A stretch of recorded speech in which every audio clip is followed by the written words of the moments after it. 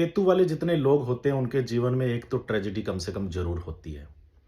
वो ये कि कोई या तो उन्हें बहुत गहरा धोखा दे देता है, या प्रेम में वो आहत होते हैं, या फिर उनको कोई पिछले जन्म का जख्म याद रहता है जो कि उन्हें इस जन्म में भी कचोटता रहता है।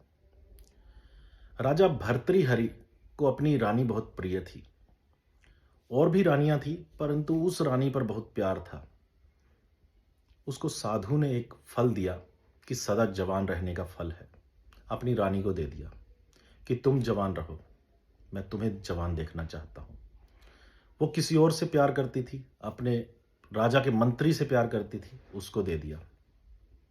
राजा का मंत्री एक वेश्या के पास जाता था, उसने वो फल उसको दे दिया। और वेश्या ये सोच रही थी कि हमारा इतना न्यायप्रिय राजा है, मैं इस फल को लेकर खाकर जवान रहकर करूंगी क्या, मैं ये फल तो राजा को ही दे देती हूँ, वही इसके लिए हकदार है।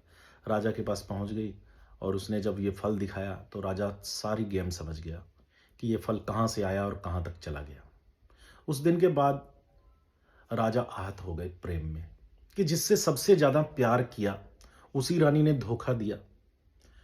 कोई कमी तो नहीं छोड़ी थी राजा ने अपने प्रेम में, फिर आहत कैसे हुआ। यही समझाना चाहता हूं कि जो केतु वाले होते हैं उनके जीवन में कोई एक ट्रेजेडी होती है, वही उनको आगे चलकर ऊर्जा देती है, वही उनको आगे ले जाती है साधना के मार्ग पर। बस यहीं से उनके स्पिरिचुअल जर्नी की रफ्तार शुरू होती है। धन्यवाद।